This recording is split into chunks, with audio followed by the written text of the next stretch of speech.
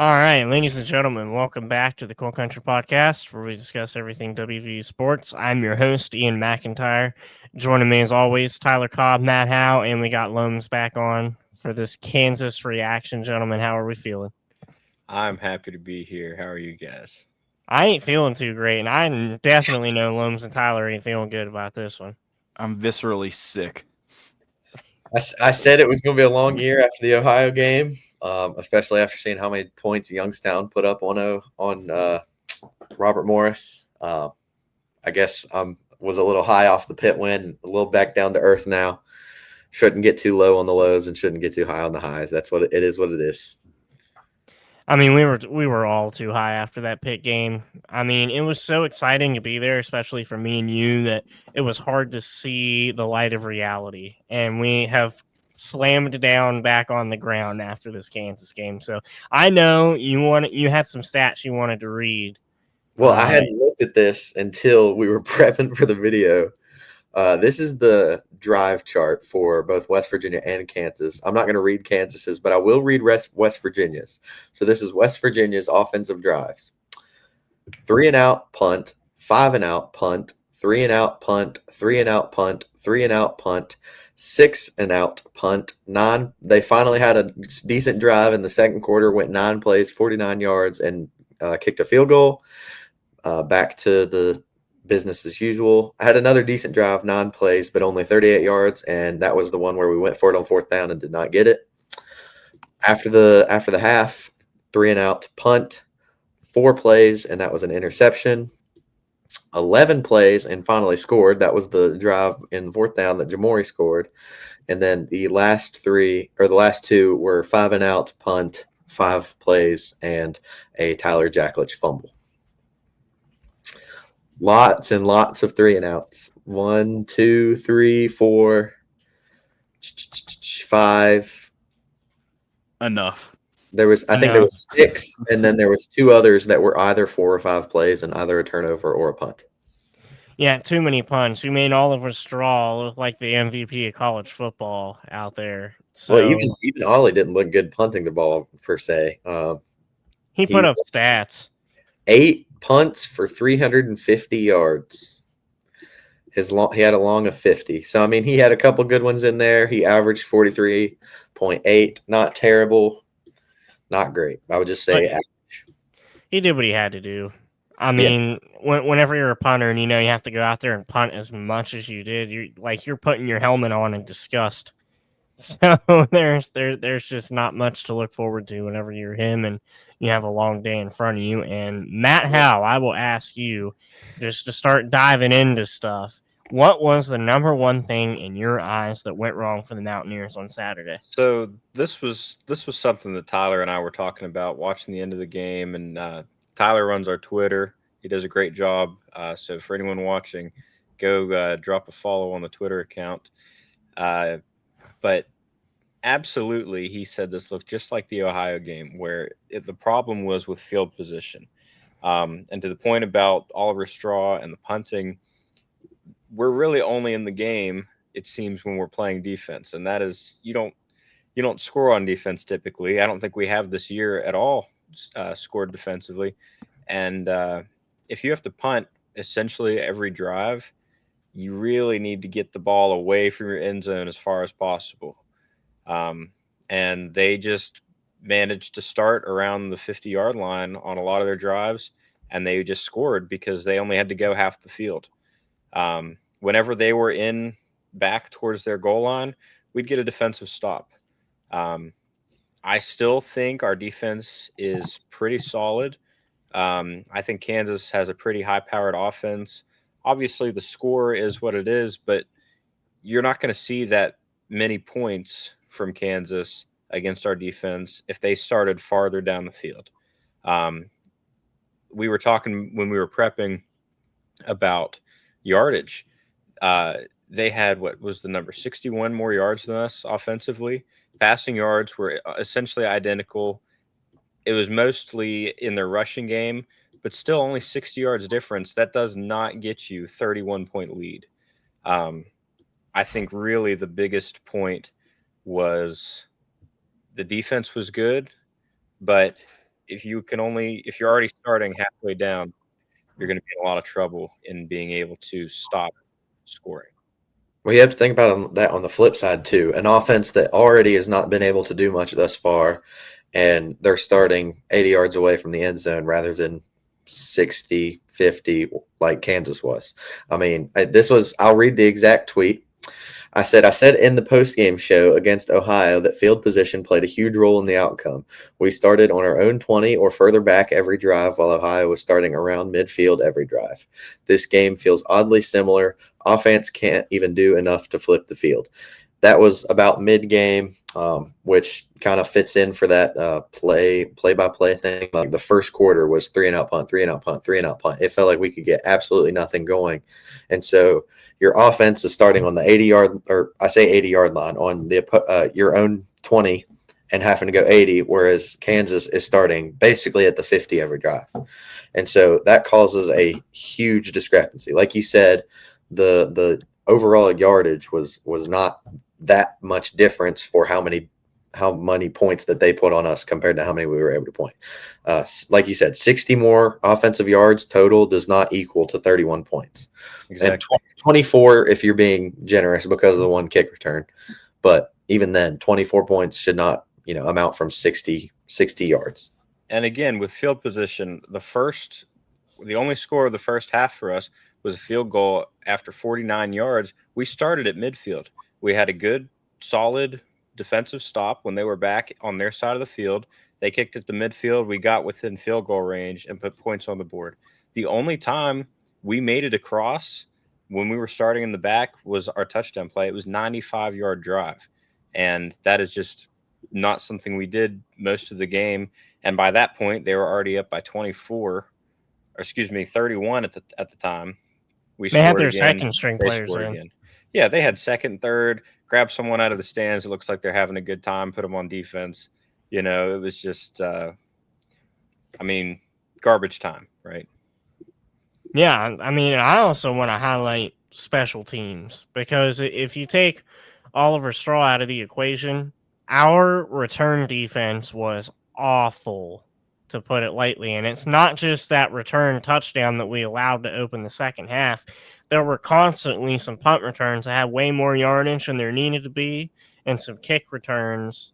Another kick return that just was not good. I think it was off our first field goal it was not good coverage. We allowed way too many yards on their return. So that also goes to the defense. I think, we talked about it during the game and after the game on how we sort of disagreed at the time on how the defense played. And since cooling off, I can recognize the defense did more than I gave them credit for. But at the same time, the missed tackles are just bad, just plain bad. That was the worst part about the defense on Saturday. And like you guys were saying, they're down and they may not have the motivation to put themselves in the correct position to be able to tackle, but that definitely had to play a factor along with the field position, which I agree with you guys was probably the most important factor in Kansas gaining as big a lead as they did.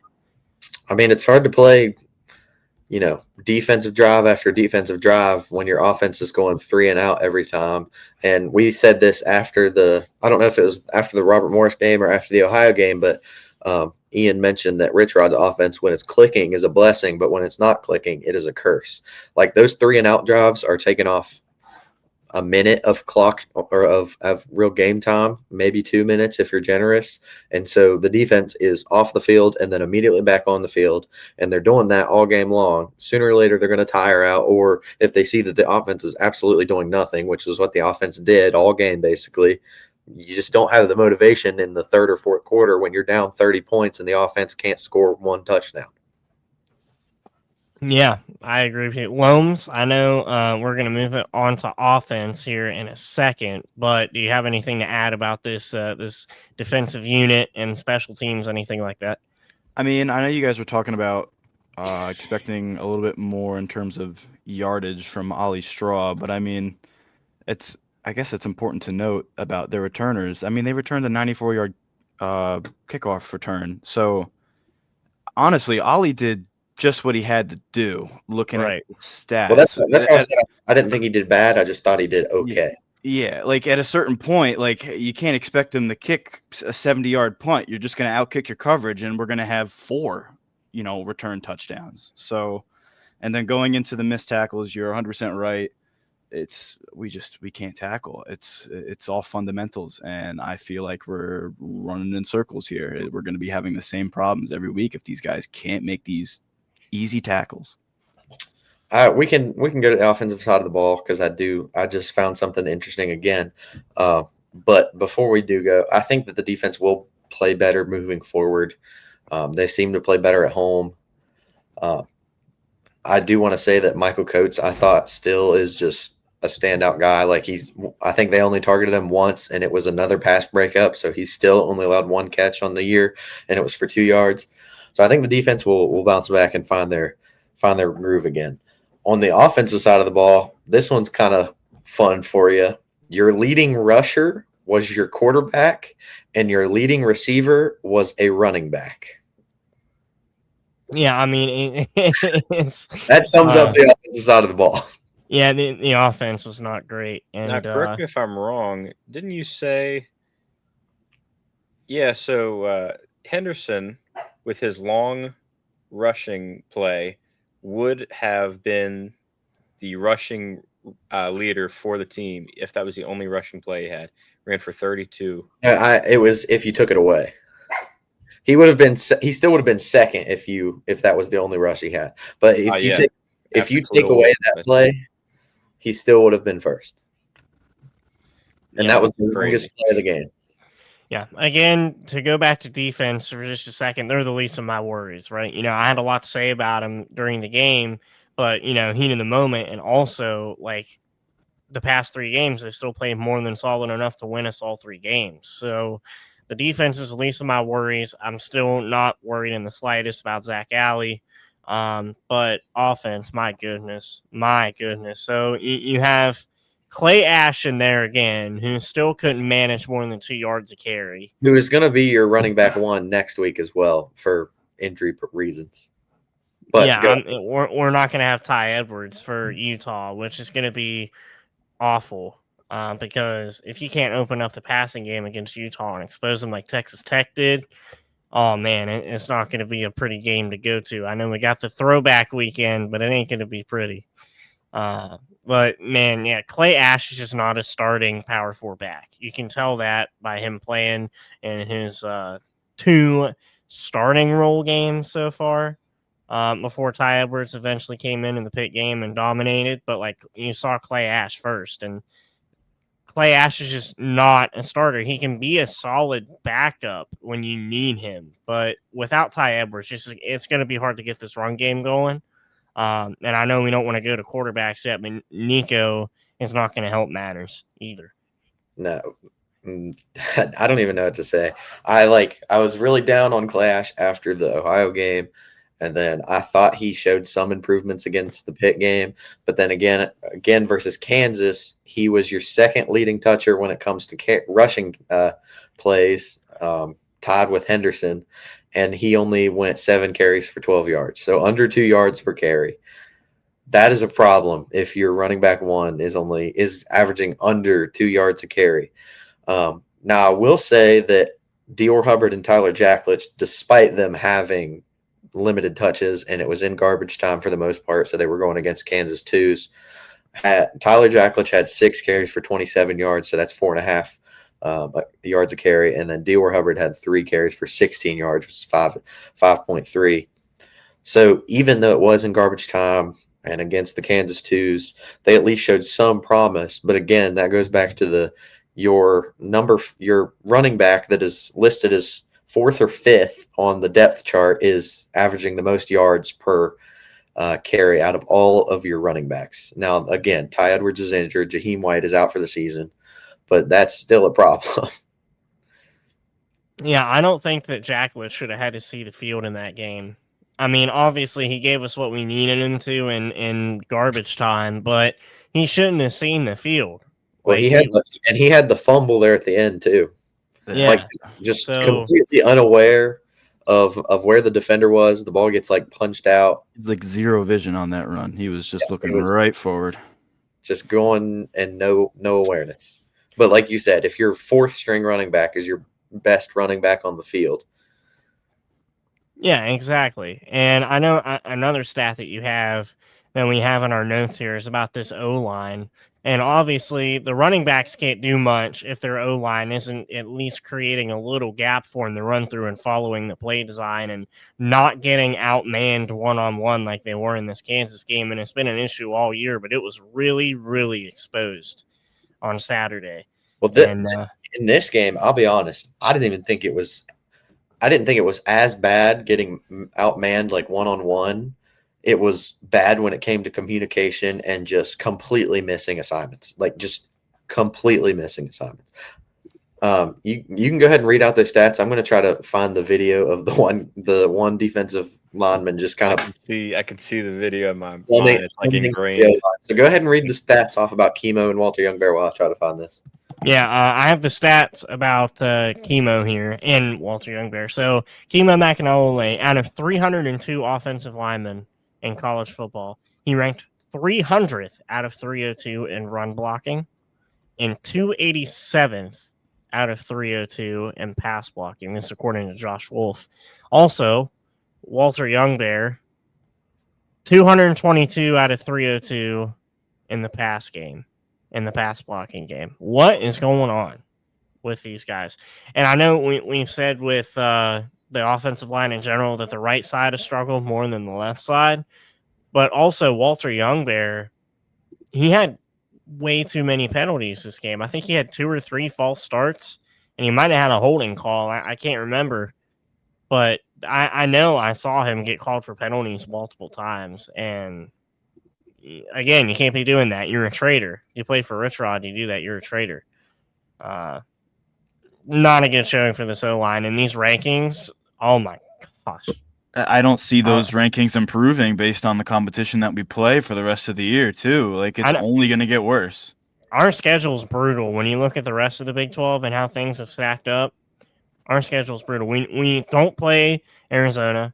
We don't play Oklahoma State. So that doesn't make things any easier. We have BYU on the road at night, right? We have Arizona State on the road basically at night. So we have TCU at home. Here you go. Here's your video. Just nobody there to block. Yeah. Now, I will, like this top comment says, it is very difficult to determine who that is on individually when you don't know the pass or like the blocking scheme. There was somebody that said that was on the tackle, but at the same time, there was very clearly an edge rusher blitzing, and if the tackle picks up the kind of nose guard or defensive tackle that was blitzing right through the middle, then the edge rusher is just free to go to the quarterback as well. So either way, it was like miscommunication. And that just kind of sums up what the offensive line has been so far. Just missed assignments, getting outmanned, just it's terrible blocking on both fronts, both pass pro and run blocking. And so that kind of brings us, like, transitions us into the quarterback play, because while Nico, I still believe, has the potential to be a solid quarterback in the right system behind a solid O-line, and I'm not blaming Nico at all, I just don't think he's going to work in this type of offense behind an offensive line that is bottom of the pack in all of Power 4, and even probably worse than that when you compare it to all FBS teams. So that brings us to the topic that everybody's been discussing all weekend after the game is, do you see Henderson more in the Utah game? Should he get the start, or should we continue to at least ride with Nico because he appears to still be the most accurate passer? My argument is both guys are one-dimensional. Nico can pass but can't run, and Henderson is not as good at passing as Nico, but he can run. And so if you're going to be one-dimensional, at least be the dimension that the offense is based around. The offense is the option game. You're going to read the defensive end, what he's doing, and you're either going to pull it or you're going to hand it off. Nico can't do that. He is just holding the ball and handing it off late And when he does pull the ball, he just kind of sits there. And when he's under pressure in pass plays, he just kind of panics and doesn't do anything and just kind of goes down. And so if it's not up to me, I don't get paid to make decisions. But if it was up to me, you would see Henderson get the start against Utah. We saw his potential, I think, against Kansas, at least in the run game. The one drive that we did actually score a touchdown was led by him and that 32-yard rush, and then he had 10 to 15-yard touchdown run. So I think you ride with Henderson and see if he can at least make something out of nothing. That is this offensive line and the offense that's not been able to do anything up to this point. I mean, being a starter at this point, though, I don't even think that means anything. I'd like to see Rich Rod even sprinkle up the quarterbacks inside of drives. I mean, I know it messes up guys when you sub them out mid-drive. Sometimes it gets in their head. I mean, how many years ago now was it between Daggy and Green or Green and Nico where we'd switch quarterbacks mid-drive and Zach Frazier would get a little bit lost snapping the ball, so that could be a problem too. But yeah, well, I mean, I don't think swapping mid-drive is a good idea. That causes rhythm issues, and the type of offense that Rich Rod runs, he wants to go fast, and subbing a quarterback mid-drive is not going fast. But I don't disagree with you in saying that I don't know if I would go as far to say that 4 different quarterbacks should get each different quarter. No, I want us to succeed and I want us to win every game. But at this point in the season, I think it's hard to say that we'll even make a bowl game. I think you're looking at 4-8, maybe. And so at this point, just try to figure out what is going to work for the future. So if you give Henderson a quarter, you give Khalil Wilkins a quarter, you give Scotty Fox a quarter, and whatever the heck is wrong with Max Brown, if he ever finds a way to get back on the football field, you give him a quarter. But the Nico experiment is not working. And again, I don't blame him, but it's just difficult to not be able to run in a run-heavy offense. Yeah, so I'll give you my quick opinion on it. I think best case scenario going forward, if you want the best case scenario going forward without having to change much about the offense and the way it runs, I think you roll with Henderson to start. Now, like Loam said, I don't think starting has any sort of credibility to it at this point in the season, because at this point, it's not about trust from Rich Rod anymore. Unless you're talking about Scotty Fox or one of the guys that hasn't played yet, like Max Brown, which would be interesting to see how he does at some point, especially if we have to throw the season away. But we can all agree now that Nico is not the right quarterback for this system. Not saying he's not a good player, because I still think he has the potential to be a good player. The dude works his tail off, right? We all know that. Everybody in Rich Rod's system works his tail off. And I just don't think he can fit in this system the way it runs currently. And I think things need more time to be implemented and developed. And I think Henderson is the guy that you run with right now. I think he should get the start at Utah, even though he's not as good of a thrower. We can all pretty much agree on that. The more you play him, the better he is naturally going to get at making those reads, because he's going to learn how the O-line reacts. He's going to learn the system and the receiver routes better in a game time scenario, which he hasn't really seen that much of up to this point, except that full length drive and a few more plays tacked on in Kansas. I think now's the time to give him a shot, and I'm not saying you can't bring Nico in. I'm not saying you can see Scotty Fox for a special package, maybe. But what I don't want to do is obviously start Scotty Fox and waste a year of his eligibility on a team like this. But I think Henderson should be your guy right now, and he should play most of the Utah game. We should dissect his passing performance in that game, because he only got one full length drive in the scoring drive in Kansas. So you have to dissect him in this Utah game and see how he does in this passing game and see how it affects the system, see how it affects the tempo. And I think that's how you decide going from here. But in all likelihood, the season's not going to measure up to much. Again, we're going to have a hard time even making a bowl game or striving to make a bowl game. So experimenting may be on the table for the rest of the season. Yeah, and going back to even Jalen Henderson and people saying that he's not a good passer, I feel like that comes from a place of we just don't see it enough based on the systems that he's ran. Exactly. Well, that Exactly. he hasn't It's more or less just the absence of been. it. Yeah, he hasn't been given a proper opportunity, and I keep seeing that being brought up. But even then, I don't know if I would consider Nico a incredibly accurate passer. Up to this point, he has thrown 67% completion so far this year, which isn't terrible. But if you look at his best games, obviously yesterday was His bad. QBR was 23.2 for the Yesterday season. he was barely above 50, and then against Ohio he was about the same. He was the same amount of completions on one fewer pass. His best games are against an FCS opponent where he went 17 for 20, and then against Pitt where he went 19 for 25. But he's not throwing anything downfield. Like his completions are little check downs and maybe a few like 5 to 10 yard passes that are just short out routes or slant routes in the middle of the field. So it's not like, and if you look at like the plays that matter, his touchdown to turnover ratio is 0. He has thrown 1-to-1. He's thrown 2 touchdowns and 2 interceptions. So it's not like he's getting 5 touchdowns to 1 interception either. He's not even, throwing the ball to be able to score points. It is just he's doing Was his longest pass of the game to Jeff Weimer for the hospital ball? Like, yeah. Well, really? maybe Probably that. was. His best pass on the year has been that one to Cam Vaughn in the Robert Morris game, where Cam Vaughn scored on like a 50-yard touchdown, 60-yard touchdown. He has not looked. I don't know where people are getting that he has looked good accuracy wise. He's been okay, but I wouldn't say he's looked good.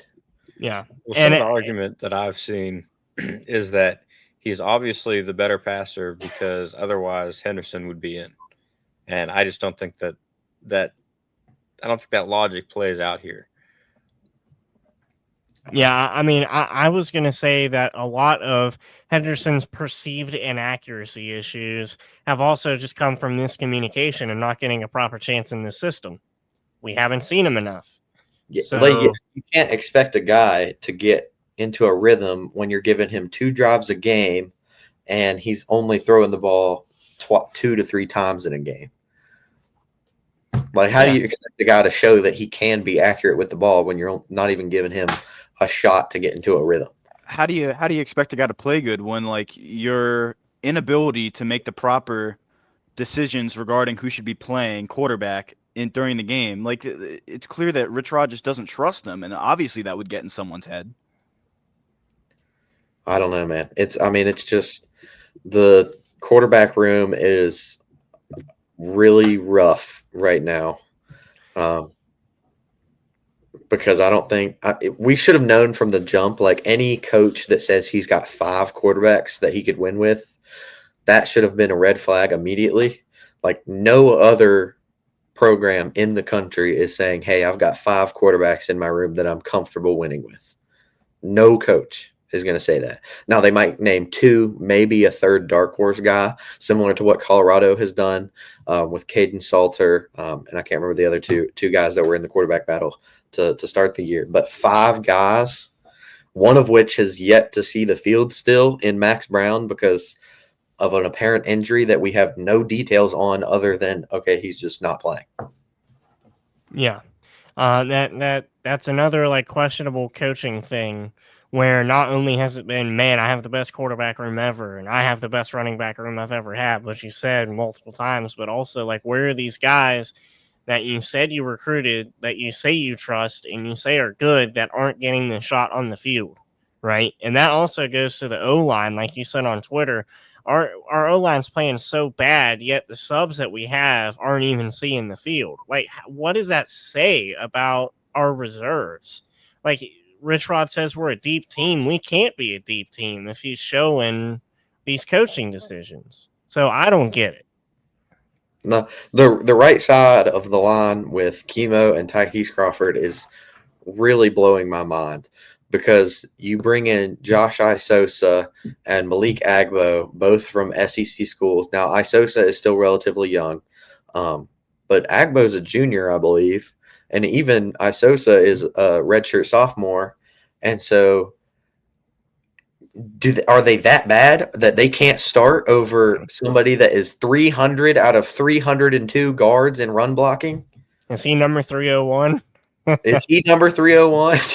Yeah, for real. Is he number 301? Like, are they that bad?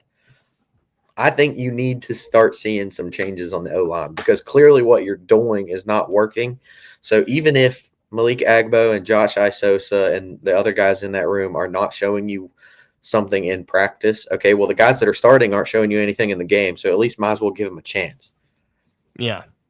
And that just takes me back to we're playing Utah next weekend. They're no slouch. The Texas Tech scoreboard had a lot different view than the game actually went. The scoreboard tells a little bit of a different tale because they played fantastic defense until that fourth quarter, and it was a defensive slugfest. So Kansas does not have as good a defense as Utah does. I'm confident in saying that.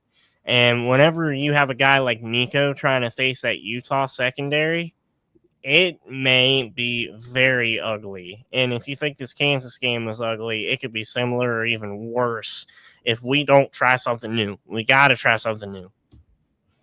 Got to try something new. That's the story of the game. I was looking at the Utah Texas Tech game because I agreed. The final score did not show what the game looked like. Up until that fourth quarter, it seemed really close, and Utah was playing solid defense, and it just felt like they were worn down towards the end, which maybe is a good thing for West Virginia because that's similar to how the Pitt game went. The defense did just enough to keep the offense in it late, and then it felt like we were able to just drive down on Pitt's defense and score there in the final minutes.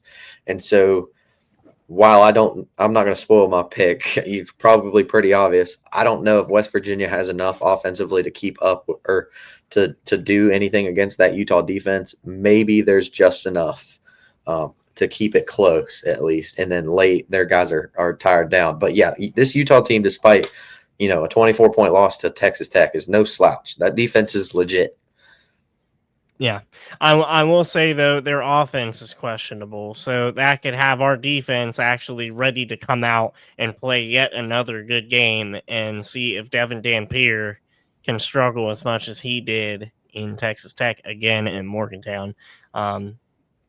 It was so weird watching that Utah game, and I'll just get back into my my biased fan point of view, but the announcers were all over Utah and how loud they were and how great their student section is and how great their football team is. And you get blown out by Texas Tech. It's hilarious to me. And you say that Utah is the best stadium in the Big 12 and the loudest stadium in the Big 12. These Mountaineer fans aren't going to be happy to see that.